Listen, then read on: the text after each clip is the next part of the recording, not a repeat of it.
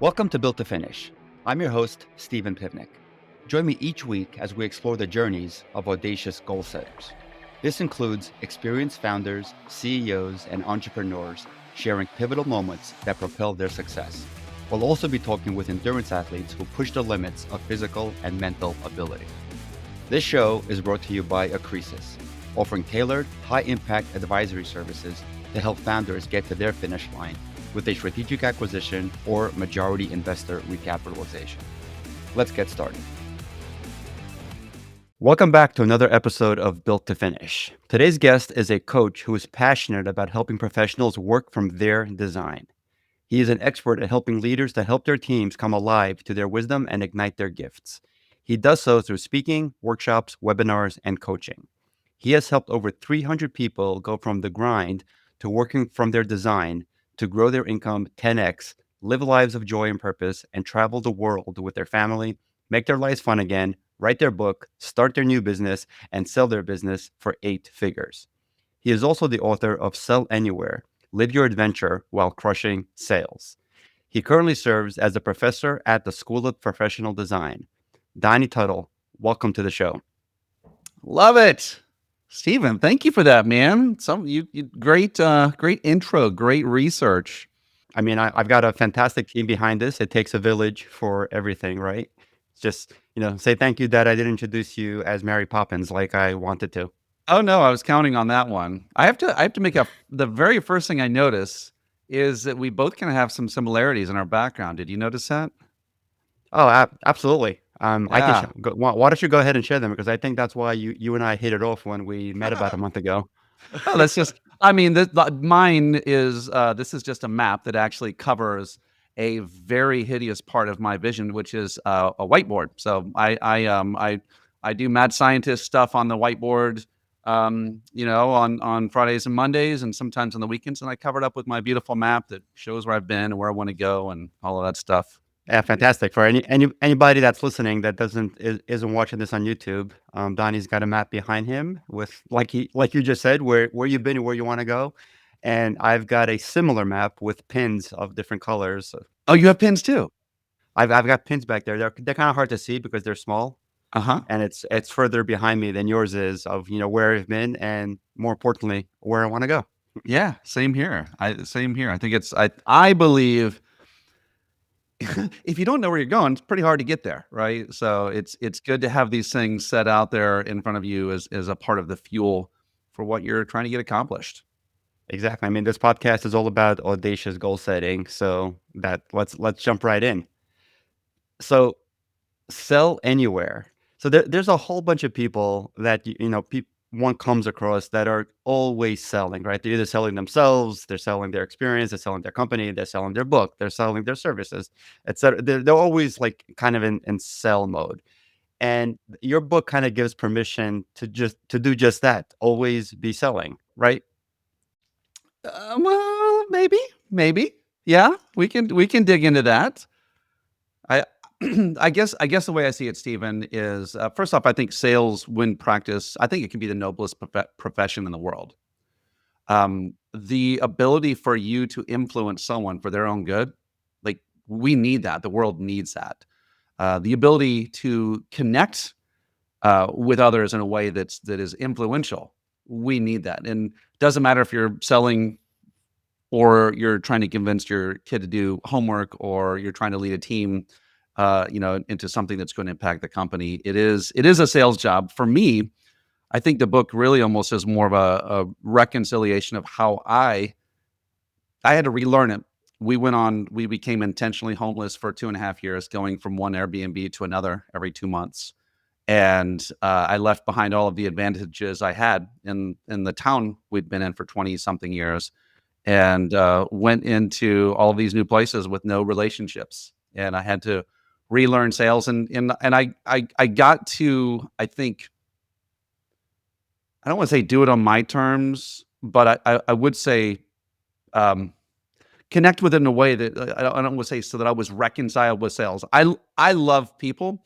I love creating curiosity. I love creating experiences. And it's when we went on that journey, I had to come alive to those things rather than follow the same process and format that, that we're fed through all the sales books. And so, really, it's more about be genuine and sell more, I guess, is if I were to sum it up in a couple of I words. I heard a great saying the other day in that cell phones have killed curiosity, right? Because when we're bored, we become curious. And when we become curious, we become adventurous, meaning like we talk to others and we look for information, right? So right now, for instance, you're standing online at an airport, waiting for your plane to board. What do 99% of the people do? They go to their phones and they kill the next 20 minutes on their phones. Before phones, when we were bored, we were curious, and we may ask the person in front of us or behind us, "Hey, are you going home or are you going to work? What's the purpose of this trip? How was your stay?" Et cetera, et cetera, et cetera. And that leads to so many interesting things and so many interesting relationships. And we just don't do that anymore because our curiosity is, I'm sorry, our boredom is cured by the phone.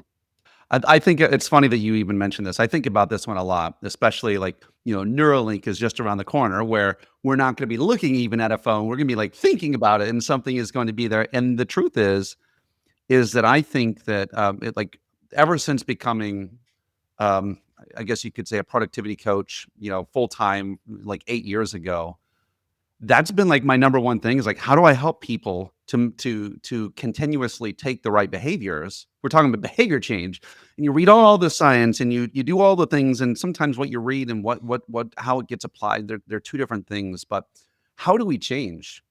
Y- I think it actually happens, Stephen, in the moments of those in betweens. It's the moment where you feel like you're lingering. It's like you said you would do this. You said you would diet, but suddenly it's Friday night on your birthday or Valentine's Day, and do you take that special occasion to say no to what you decided, or is that moment of connection? And I think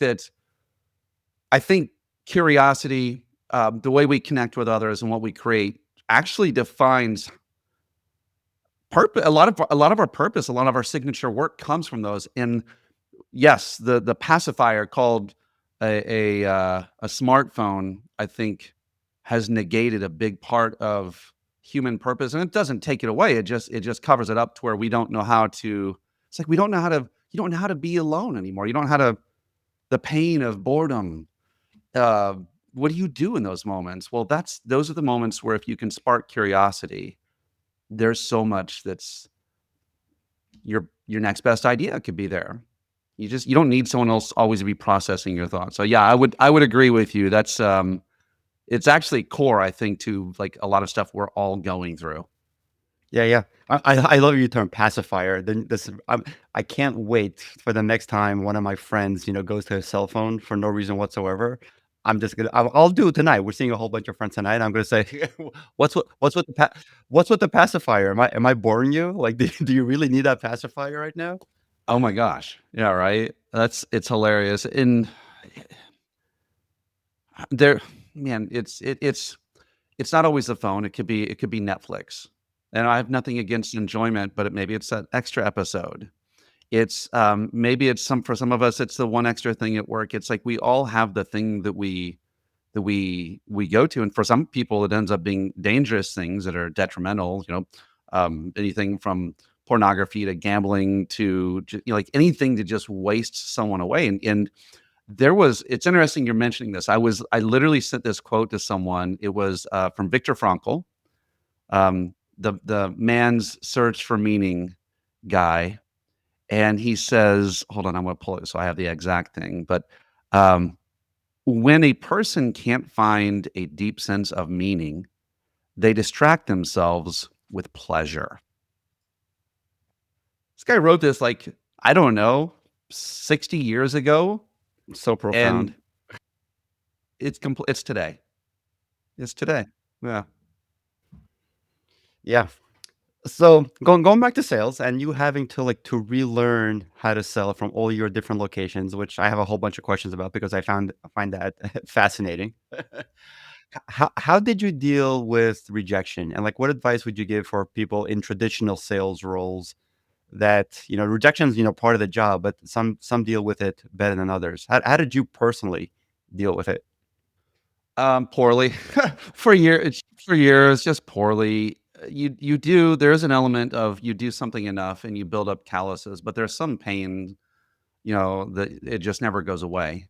And I do think that I think rejection, there's those few core human needs, and, need for community is one of those. And so always when you're doing something that's maybe you're doing it unnaturally, and you're continuously open to to people saying, "What the wait, what? What are you talking about? Who are you? Get out of here, get lost." I've had people point guns at me. I've had when I used to do door-to-door stuff, I've had all kinds of things, and it's, I don't wanna say that it ever gets easier until I did actually find something that completely, I don't know, it freed me, it's freed lots of other people. Do you wanna hear what it is? Yeah, please. It's, reframing things with an ulterior motive. Reframing things with an ulterior motive. So, for the majority of my career in sales, I approach things very aggressively, and, it was the achiever that does more things than other people, and that's why they achieve, and, like, that's why I deserve, and all of those things. And it wasn't until we actually were in the middle of our traveling journey, this thing right here, when I should have been at my happiest, my children noticed something in me that actually kind of brought this watershed moment of the transformation. They started noticing that I wasn't like, because my transition from home to work, and this is back in 2016. Um, I was work from home before work from home was work from home. But my transition was the 10 feet from the office to the living room. And my kids started saying, "Dad, are you okay? Um, Dad, do you have a rough day?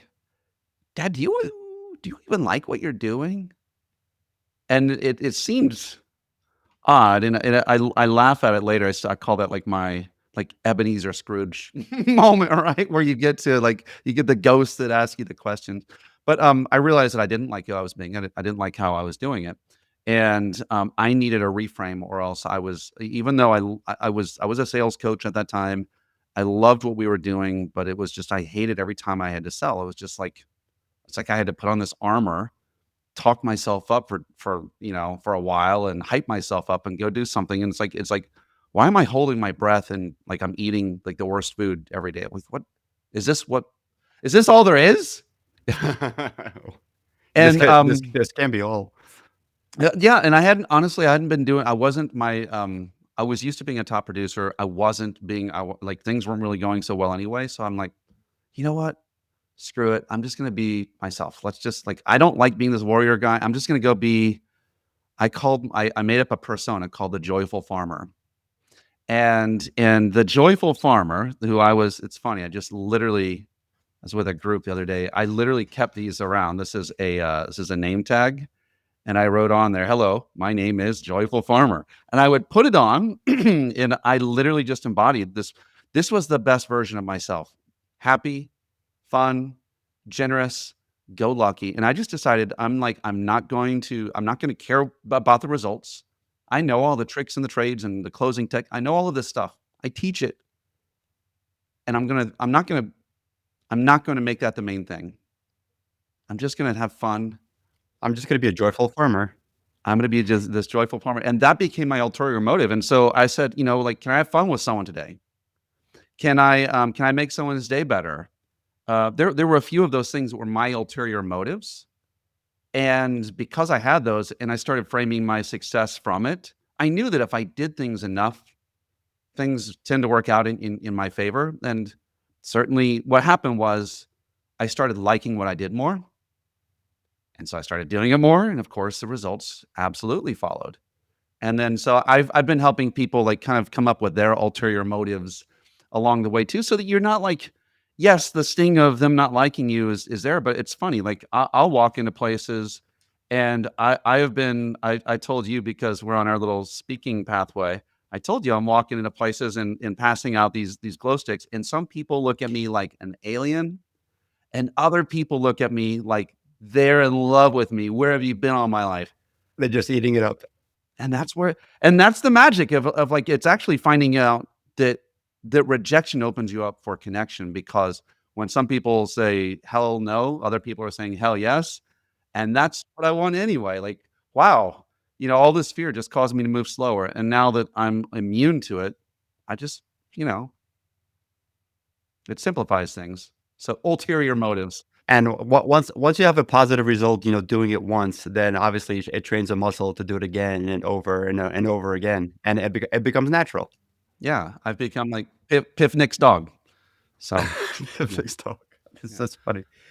So, I mean, there's a lot of repetition involved in sales, right?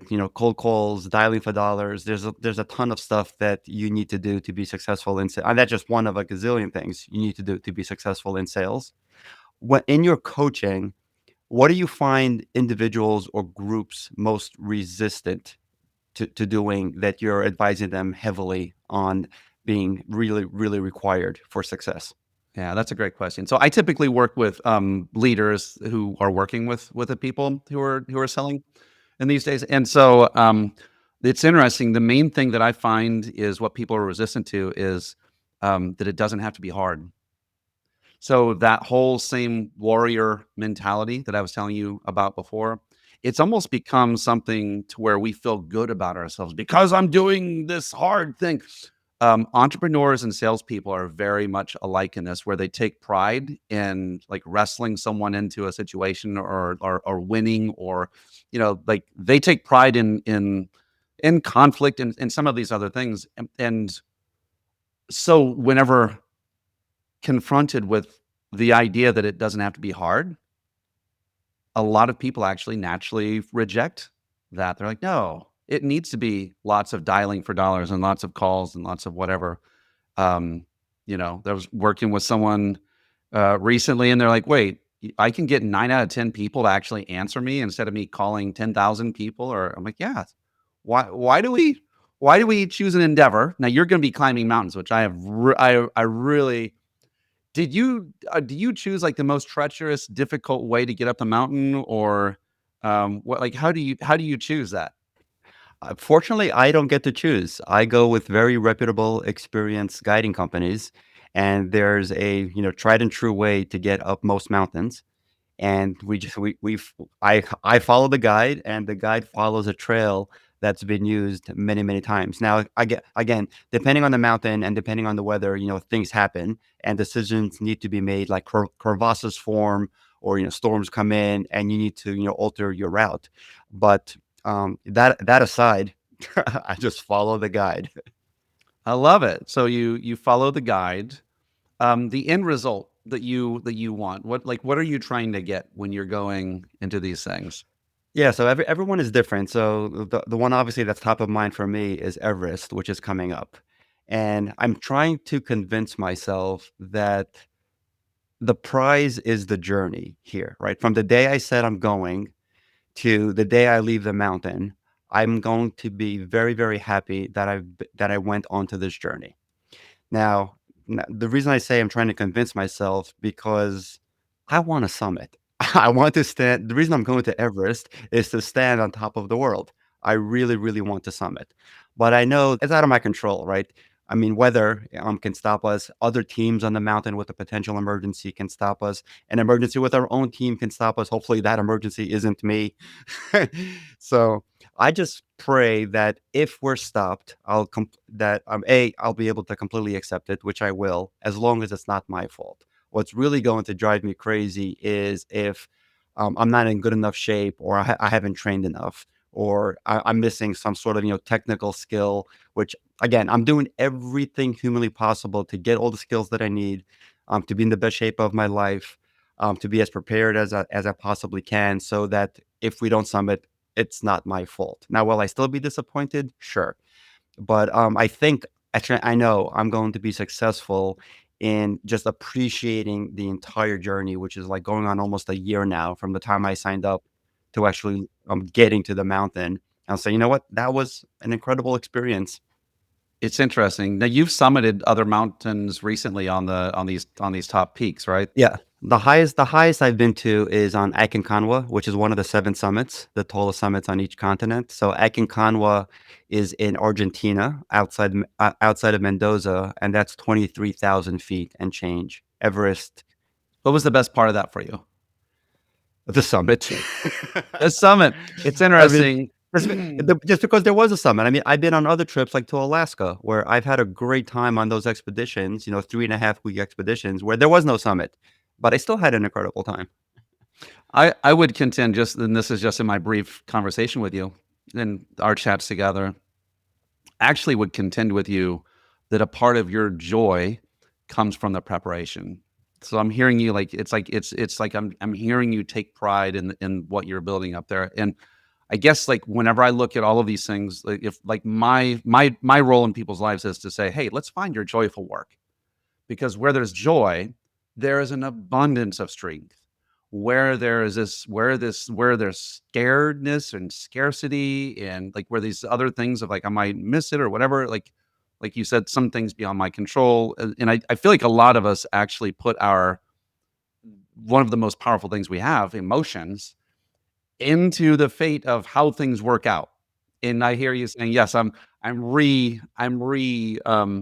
re-imaging, but re-narrating, reframing how this happens because of that. And I think sales, I think leadership, I think business building, I think all of these things actually are better done when done from like, you know what, I'm gonna let myself enjoy this. I'm finding joy, do my joyful work, my joyful work.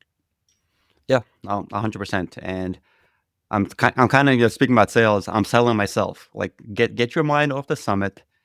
Focus on the journey because I'm speaking to myself here. You're enjoying the journey, Stephen, which I am. I enjoy every single training session. I've enjoyed every single training trip that I've been on. Like I trained in Ecuador 2 weeks ago, which even though I didn't summit, which I was planning to summit, but I did not, and I still enjoyed that trip because I got a lot of great experience and training, out of that trip. So it was a win. Um, Have you been yeah, go ahead. surprised by like this? There was a moment that was like you weren't anticipating that being like really a rich moment for you, and all of a sudden, but you found like a richness in a certain spot in time that wouldn't have been like anticipated. Like you said, like obviously there's nothing like the summit, and for me, like coming down after going up is not as it's not as nice. I'm like I just want to get back whenever, and I don't even climb with all of the stuff you do. I just hike up mountains, but have you ever been surprised by a moment?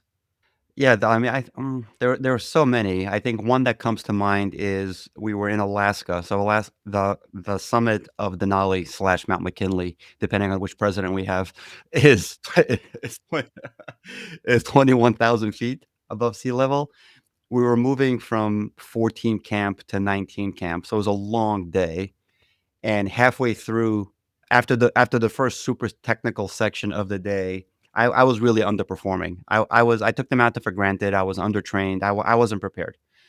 And the guide goes to me, "We still have at least 3 to 4 hours left of this climb, and you're sucking wind. Are you going to make it, or are you and I turning around?" Because the way these expeditions are set up, if any one climber on a team can't make it, one of the guides takes him or her back to their last camp and then comes back to rejoin the group. And he had that conversation with me. He's like, "Are you going to be able to make it?" And I said, "I don't know, but I'm going to give it my all." And I just got joy in that, right? In that I persevered, and the next 3 hours was probably the toughest time I've ever had on a mountain. But somehow, some way, I dug deep and I got it. I got it done, and I made it to the next camp. I mean, I was a wreck when I got there, but I made it. I didn't slow down the team. Yeah, I feel like if you were leading or building a business and you've the cool thing is like I'm talking to someone who's done like lots and lots of cool things. Like that's why I love like even talking with you. Have you ever heard of Evan Carmichael?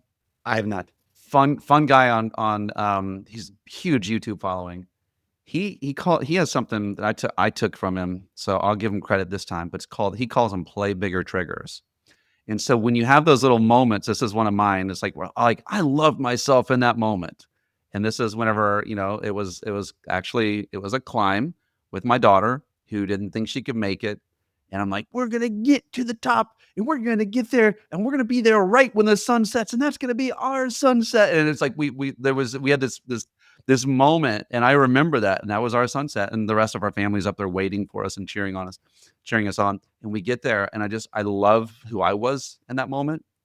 And, like, I love that version of me. I'm like, "Oh, I could be him. Oh, I'm gonna go knock on someone's door. Oh, I gotta go sell my business. Oh, I gotta like, oh, I could be that guy." And it's just like that callback to some of the greatness that you've already witnessed about yourself, because we forget about how cool we are sometimes, I think. We definitely do, and we are our own worst critics. I just looked up Evan Carmichael. I've definitely seen a lot of his stuff. I just didn't know what his what his name was. Definitely interesting stuff on YouTube from him for sure. Mhm, mhm. Real positive, impactful guy. So going back to sales, specifically, sales leaders, a lot of entrepreneurs who listen to this show, um, I shouldn't say struggle with sales, but if sales isn't top of mind for an entrepreneur, it should be because everybody wants to grow their company.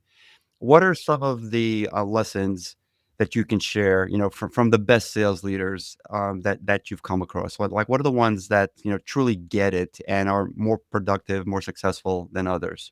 First off, I would say keep it simple.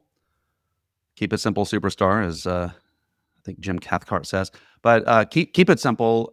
Find someone to fall in love with, and actually like really believe in in what they're trying to get accomplished, and you'll find solutions. So if you know who you're looking for, find solutions. Follow up is key, right? So fortune is in the follow up. Here's a new piece that I do believe this is a giant king, because I'm crowning someone as a kingmaker when they get it. I'm a big believer in creating. So I have what's called the 7 C's in this book. I'm a big believer in something called creating curiosity.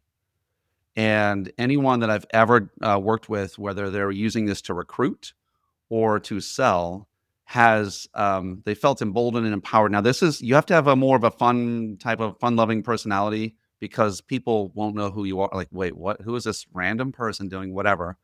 Um, but taking in and one of my mentors, Stu Heinrichs, he calls it contact marketing, where you send something physical with a message into someone's space. So it's example, I have a bunch of these, whether it's a compass that's a golden compass. It's hard with my camera. It's like, if, looks like you're going in a great direction. Would love to talk. Basically something that people can't throw away, that they love. I think knowing who your people are, knowing where they're at, and finding a way that is uncommon, and actually committing to a smaller number, not a larger number. Right now, we live in a time of mass data, and you know what? There's 120,000 people who need what you have. Hey, that's great. I only need like 14 of them to live a really good life. So, as Seth Godin would say, what is the smallest number? Like, what is the smallest group that I can have and still be successful? And it's like finding and committing to small actually is a challenge. But the people that I know that have worked well do that. I would say if you have more than a dozen people, and actually really more than 6 people, systematize, but create systems that actually unleash people's personal processes. So give a system that will make sure that people don't miss their follow-ups, or like that they won't skip their days they're supposed to do things, but keep it flexible so that people can have some self-expression. I really like that approach because like so many people in quote unquote sales, try the same old method, right? So if somebody that's being sold to sees something uncommon, they'll be much more likely to be curious and to take at least the next step. How do you avoid whatever you're doing? Like you just showed the compass and the chess piece as an example. How do you avoid that being perceived as a gimmick? Like, oh, this guy he's just trying his next gimmick on me, and I'm not going to fall for this gimmick. I think whatever you're doing, you have to believe in. So this all started with these things. I was tired. We were moving around in our journey. Can you explain what for the listeners? What is that thing? I got the bottle from a craft store. It has a cork on the top. And we were living in that sales journey. Let's see if I can do it this way. There we go. It's always trying to focus on the face. Just has a cork on it. I wrote a bunch of letters, a bunch of notes, rolled them up. I knew who they were to be delivered to, and we were in Maine, full of nice, nice, nice people, but none of them would do business with you unless you're from Maine. They certainly wouldn't meet with you. And so I was just sick of failing, honestly. And so calling wasn't working. I couldn't get referrals. And by the way, I do want to back up and address that because I actually think that referrals is the number one way above all of these other things I'm telling you. Anyway, I wrote these notes, I wrote these letters, and I went from getting 0% meetings to getting 90% of the people that I dropped those things off with took the meeting. And so, does it feel gimmicky? If you feel gimmicky doing it, don't do it. So, and that's why it's almost like Dumbo. In the movie Dumbo, uh, he could fly, he thought, because he was holding his feather. Do you remember that? Mhm, mhm. That wasn't the reason he could fly, it was his ears, right? It was his natural talents, and so I would say, whatever your feather is, fine, let's use it, and understand that you will probably change and shift it into something new as you continue to develop. So I think having flexibility for the future, matters. Going back to something like if I were someone starting out with anything today, or I wasn't starting, I just wanted to double my sales in the next 3 months, I would go back to every single person I've ever worked with, and they loved me. First off, serve people and make them very, very happy. Go above and beyond and make them gush about you. This thing that I got here is actually not for a new person. It's for I'm gonna spray paint it gold and send it to one of my leaders, and we're calling him the kingmaker. And that's the thing. Like he is gonna be blown away by this. And those little moments is what causes people to you're remarkable at that point, and they want to remark about you to someone. So be remarkable in what you do. But if you've been remarkable, even above average, you can reach out to people and say, "Hey, listen, what have I done well for you? How'd that go? Why do you like me?" I know it sounds self-ingratiating, and they say, "Oh, well, you're the best at this and this and this." And if they give you any positivity on any of these things, you say, "Great." You can do it then and there if you want to, but those people should become your referral partners. And I never use the word referral, but who can you connect me with? I was hoping you could help me out. I need to know some people that are just like you and Steven, that think like you, act like you, walk like you, and talk like you. And I just felt like you would know some people that would appreciate me. I'm not saying I can do any work for them or they can do anything for me, but who do you know that I should be connecting with? So I think if you expand your business network without necessitating that there's business exchange happening, you will by nature create the right relationships with the right people. So I think referrals is actually hands down fastest path to cash. If you do it Yeah. authentically, even with some of the, the quote unquote gimmicky stuff, if there's a lot of authenticity that comes across, it should be received significantly better, and you'll get decent results, right? Yep. And stay in touch with your customer base. I send you said cell phones. I will send the distraction to you. I'll send funny little text messages. I'll do that throughout the year on purpose because I know that I'm saying I love you, I love you, I love you. This is my language. Other people that drives them crazy. I don't use those actual words, but I'll say things, and if I do that regularly, when I reach out to them, they'll answer, and when I ask for help, they will help. It's easy organic growth. Yeah, you mentioned like continuous follow up. It's mind boggling how some people don't follow up enough. Like I respect any sort of sales approach that bugs me continuously until I say stop bugging me, right? And it's amazing. Like, and that was one of the many things that we instilled in our sales force in my company was never stop contacting somebody until they tell you to. Come up with some sort of methodology, come up with a sequence of communications, voicemails, emails, voicemails, voicemail, email, whatever. And literally do not stop until they say stop. And when they do say stop, respect it. And we did that and it worked. And it's just mind boggling to me. It's so hard to get a response when you're doing like, mass marketing type communications. Like it happens at least like once a month. Well, I'll actually respond for more information and then I don't hear back. I'm like, Oh, you got me. Whatever it is you were pitching, like, you got me. I'm curious, and you don't respond back to my response to you. It's mind-boggling to me. Yeah. I actually feel like that's a sign of the times with big data and like 10,000 leads and CRMs and all this stuff is because we don't really identify with who we're supposed to be chasing down. So what we do is we have no conviction. And so I think if we know this we're like, golly, I really could help them. Our product really, I think it could. I really know it could, but they seem like the kind of people I need to talk to. Really, I'm not. I'm going to give positive assumptions and not negative ones, which we tend to do, and just be really convicted. I think I can help this person, and if you believe that, you're not going to stop after one or two tries, or you're not going to blanket mass email them on LinkedIn or on whatever. And it's just like there are so many non-genuine ways that are happening. I think if you can be genuine and actually feel like this, like, oh wait, you did that for me.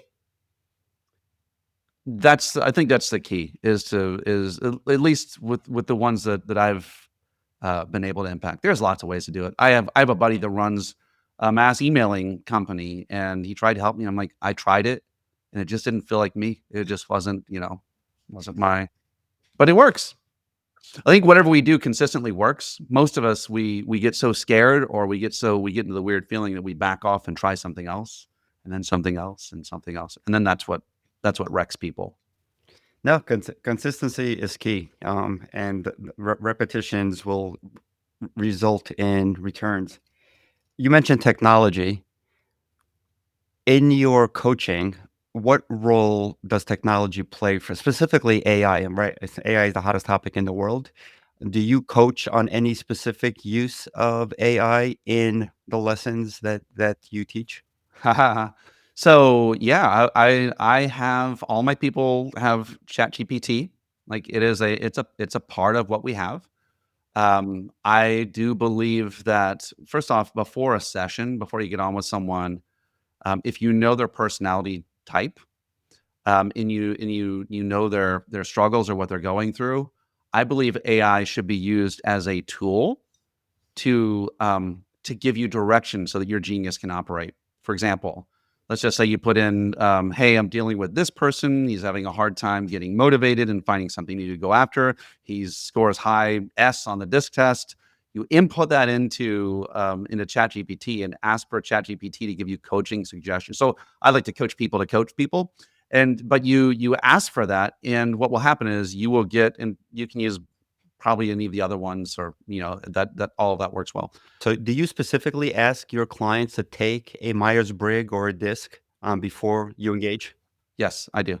I actually have my own version. It's based on Jungian archetypes, and it's amazing that so you don't have to, like. By the way, if you're someone, you have a small company, large company, whatever, you could actually create your own test now. Then you don't have to pay the monies that go to these organizations, which are worthy organizations, but like the distance in between what you have and what you want has now been very much shortened by AI. And so I say I have my leaders input stuff for their players before they go coach them. And what happens is the AI gives them suggestions.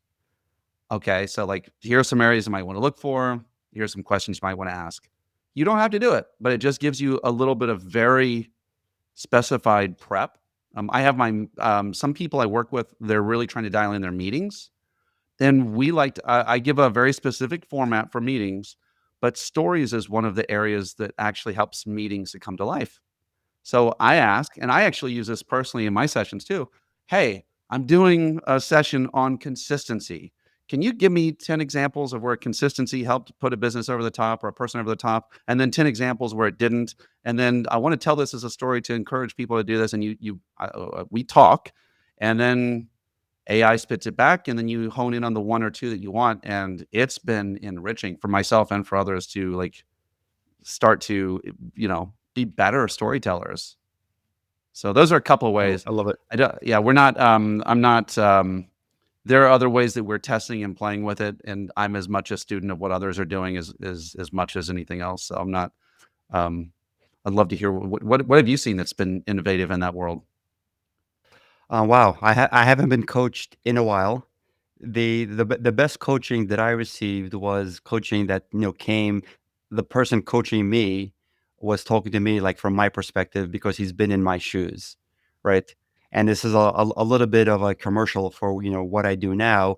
Our tagline, the company is a Creasis. We're an advisory firm. We help founders, scale and sell their business, period.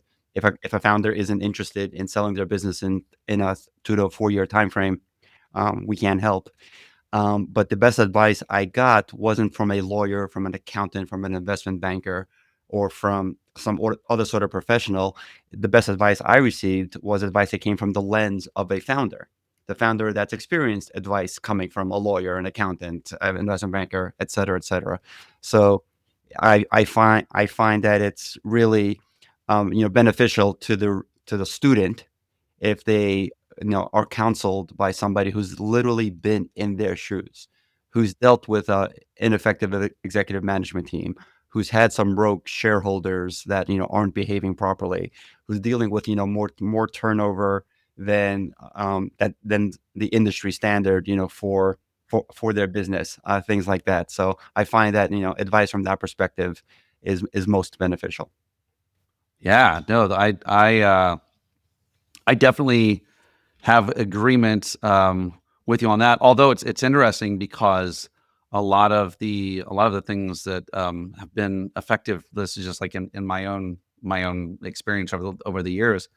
Because I started discovering that I loved working with purpose-driven leaders, and I had probably at the time I started that I'd only worked with one. It was a large team, and we had some, we there were, recruit, hire, train, retain, develop, all of those things. I would say that I've helped others beyond my scope of experience, and usually it's helping them to kind of get out of their brain what it is that's in there, um, and to create a process and something that flows from that. But no, I do think the power of someone having gone first is definitely provides like wisdom and comfort and understanding. Good God. So you mentioned that you like to work with purpose-driven leaders. I love that. Could you just share a little bit more, just for the listeners, like who is your ideal customer, and like what are the types of offerings that you have and trainings that you can offer and coaching that you can offer them? How generous. That's awesome. Um, so the ideal person that I get to work with is someone that is trying to make a shift. They're trying to make a jump, and either if they're a leader, the leaders I work with are, I don't want to say they're plateaued. They're either shifting into something new or they're trying to shift into something new, and they're looking for a new perspective and how to do it. What I do is I create process from your purpose. Now, what I do might drive someone like you a little bit bonkers, because it's funny. A lot of those people that would come to me were like, I just need to, I want to exit. I want to get out. And I've found that I'm actually not really good at helping people who really don't like their business and want to leave their business. So, and I know that you're not necessarily helping people leave because they don't like it. What have found is that I'm really good at helping people fall in love with the business they're making. And I would call it, there's a book I'm writing called Compania, and which is the origin, the Latin word for company. It means come together, com, being together. Pania, bread.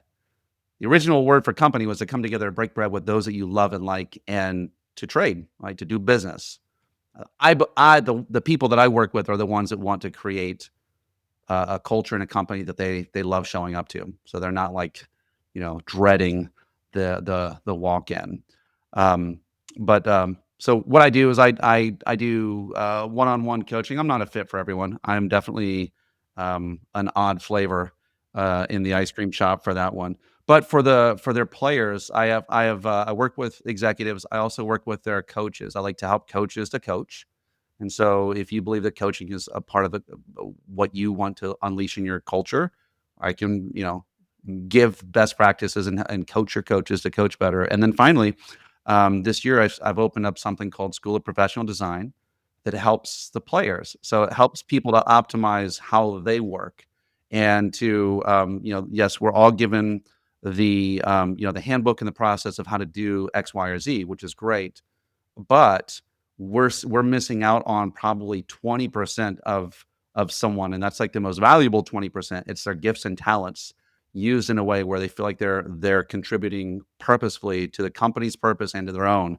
And so School of Professional Design is a 12-week program where people get to find out what they were made for, so to speak. So that's so we kind of have a full and fun offering with that. And in that world, I am right now, I'm the only instructor. I'm not the only coach, but I'm the only instructor at this point. School of Professional Design, super, very innovative. I'm sure it's fun and rewarding to go through that process with you. I have a ton of fun, and I find myself, Stephen, when you do things and you're like, I don't have to do this, but I'm doing it. Like, I know I'm being generous, but I love it. I can't help myself. That's that. That's that space for me. And I think we all need.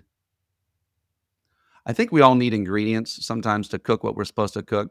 My ingredients, the things that bring out the best in me is when there's a professional who's actually willing to be honest about what they're trying to get accomplished and where they feel like they're not able to do it. And it's like, bring me that, and we'll cook up something good. And so, yeah, it is fun. Definitely go cooking with Donnie. I highly recommend it. What is the best way for people to contact you if they want to come cook together? Yeah. Well, I would say find me on LinkedIn, and then also on schoolofprofessionaldesign.com. There's a little thing up there that says quiz, and if you click on the quiz,